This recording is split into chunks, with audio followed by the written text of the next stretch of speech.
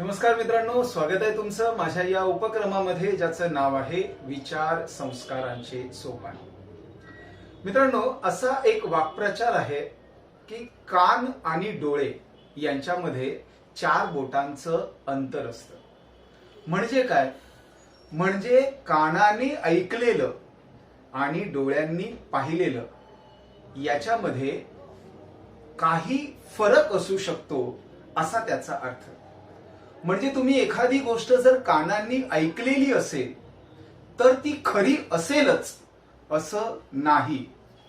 तसंच एखादी गोष्ट जर तुम्ही प्रत्यक्ष डोळ्यांनी पाहिलेली असेल तरी देखील ती खरी असेलच असं नाही।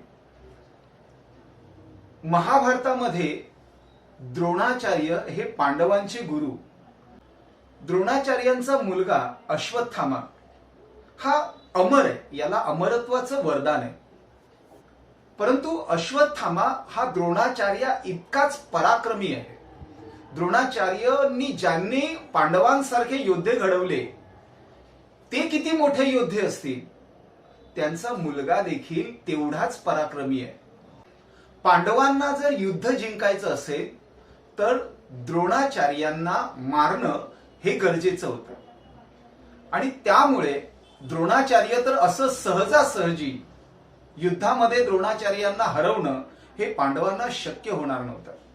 आणि म्हणून भगवान श्रीकृष्णांनी कृष्ण नीतीचा अवलंब केला। म्हणजे काय केलं?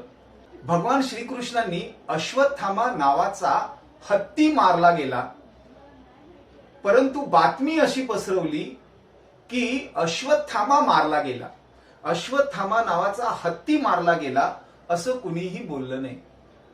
अश्वत्थामा मारला गेला अशाच पद्धतीची बातमी संपूर्ण युद्धभूमीवरती पसरली आणि जेव्हा ही बातमी द्रोणाचार्यांच्या कानावर पडली तेव्हा द्रोणाचार्य हताश झाले। त्यांनी शस्त्र खाली टाकलं, परंतु पुन्हा एकदा त्यांनी खात्री करून घ्यावी म्हणून द्रोणाचार्य या संपूर्ण पृथ्वीवरती सर्वात प्रामाणिक कोण आहे, खरं बोलणारा कोण आहे, तर तो म्हणजे युधिष्ठिर।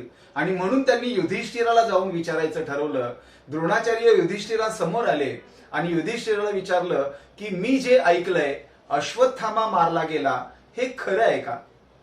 द्रोणाचार्यांनी फक्त हे कानाने ऐकलेलं होतं, परंतु याची सत्यासत्यता पडताळून पाहण्यासाठी त्यांनी युधिष्ठिराला विचारलं आणि युधिष्ठिर हा आजपर्यंत कधीही कोणाशीही खोटं बोलणारा नाही, सत्य बोलणारा आहे। म्हणून युधिष्ठिराच्या समोर युधिष्ठिराला त्यांनी विचारलं की खरंच हे सत्य आहे का? अश्वत्थामा मारला गेला हे खरं आहे का?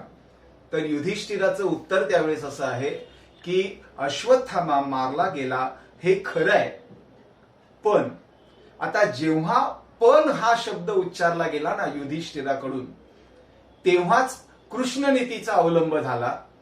भगवान श्रीकृष्णांनी अगोदरच त्यांच्या सैन्याला या गोष्टीची कल्पना देऊन ठेवली होती की जेव्हा युधिष्ठिर तर काही खोटं बोलणार नाही, युधिष्ठिर सगळं खरंच सांगणार आहे, पण ज्यावेळेस युधिष्ठिर पुढचं वाक्य बोलेल तेव्हाच तुम्ही शंखनाद करा मोठ्याने।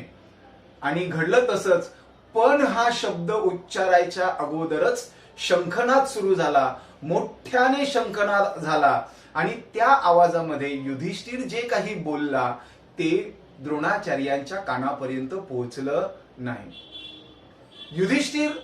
युधिष्ठिराने पुढे असं सांगितलं, पण जो मारला गेला तो अश्वत्थामा नावाचा हत्ती होता।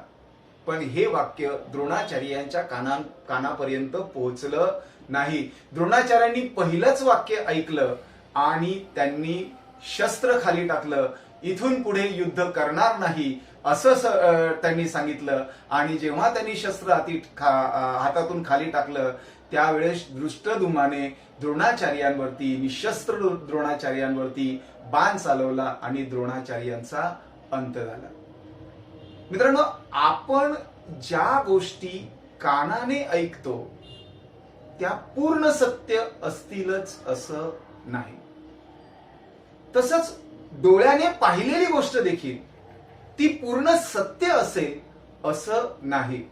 मग तुम्ही असं म्हणाल की डोळ्याने पाहिलेली आणि कानाने ऐकलेली या दोन्ही जर व्हिज्युअल आणि ऑडिओ हा दोन्ही गोष्टी जर आपण समोरून पाहिल्या आणि ऐकल्या तर त्या खऱ्या असतील का? तर तिथे देखील मित्रांनो थोडीशी मेघ आहे. आत्ताच 2 दिवसापूर्वी घडलेली गोष्ट आहे. माझा एक अतिशय जवळचा मित्र, त्याच्या मुलाला पिकनिकला जायचंय. तर सहज आमची गाठभेट झाली आणि त्याची फॅमिली, आमची फॅमिली, आम्ही एकत्र आहोत. आणि सहज तो मुलगा माझ्याबरोबर बोलला की असं असं आहे, माझे वडील म्हणजे जमदग्नीचा अवतार, ते कधीही मला कुठल्याही गोष्टीसाठी परवानगी देत नाहीत आणि माझ्या वडिलांची माझ्याबरोबर काय दुश्मनी आहे माहिती नाही. आणि ऍक्च्युली प्रत्येक मुलाला असंच वाटत असतं, आपले वडील किंवा आपली आई आपल्यासाठी दुश्मन आहे. आणि हा अनुभव आम्ही पण घेतलाय, म्हणजे आम्हालाही आमच्या आई वडिलांबद्दल तसंच वाटत होतं. आणि याच्या पुढची पिढी देखील हाच अनुभव घेणार आहे. याच्या पुढची पिढी जेव्हा वडील होईल तेव्हा त्यांच्या मुलांना देखील असंच वाटणार आहे की त्यांचे वडील आमच्यासाठी दुश्मन आहे. आणि या मुलाला देखील तसंच वाटतंय. पण पिकनिकला जायला परवानगी न देणं असं काय विशेष आहे? तो तर मुलगा आहे. भले ते एखादी मुलगी असती तर त्या आई वडिलांची भूमिका मी समजू शकलो असतो. पण तो मुलगा आहे, त्याच्या मागे कारण काय न पाठवण्याचं? म्हणून त्याच्या वडिलांच्या बद्दल माझ्या मनामध्ये एक प्रश्नचिन्ह निर्माण झालं की असे काय हे वागतात. आणि म्हणून मी त्यांना विचारायला गेलो की खरंच तुम्ही असं का वागलात? त्याला परवानगी देण्यामागचं न देण्यामागचं कारण काय? त्यावेळेस त्यांनी असं सांगितलं की आत्ताच त्याची डॉक्टरची ट्रीटमेंट झाली, डॉक्टरचा चेकअप झाला आणि डॉक्टरांनी त्याला असं सांगितलंय की त्याला हृदय विकाराचा त्रास आहे, त्याला एकट्याला कुठेही सोडू नका. आणि वरती डॉक्टरांनी असंही सांगितलंय की ही गोष्ट त्याला सांगू नका.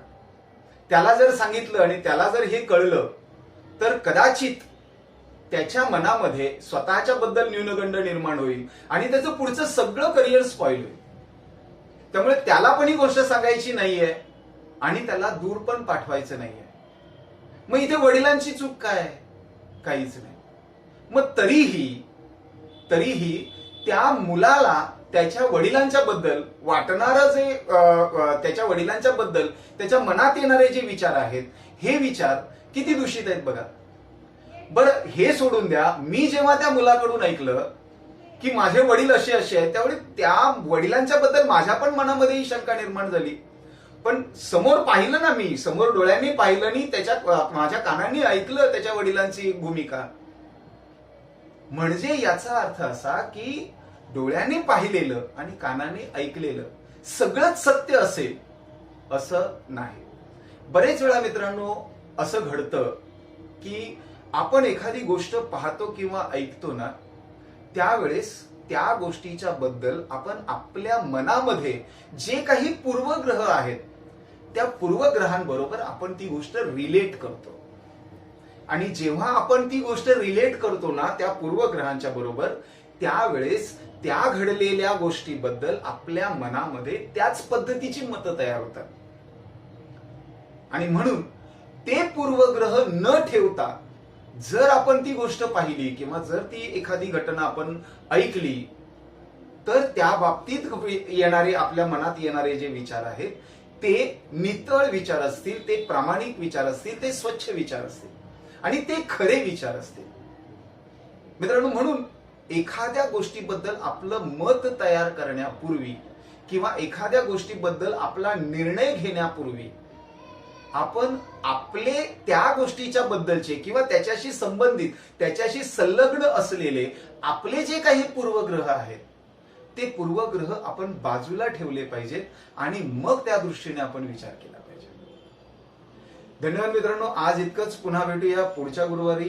पुन्हा एकदा नवीन विषय, नवीन विचार घेऊन तुमच्या समोर येणार आहे. तोपर्यंत अजूनही ज्यांनी माझ्या या चॅनलला सबस्क्राईब केलेलं नसेल त्यांनी सबस्क्राईब जरूर करा. माझ्या हे विचार इतरांपर्यंत पोहोचवण्यासाठी शेअर करा आणि तुम्हाला देखील तुमचे विचार व्यक्त करायचे असतील तर कमेंट्स मध्ये जरूर लिहा. पुन्हा भेटूया मित्रांनो पुढच्या गुरुवारी.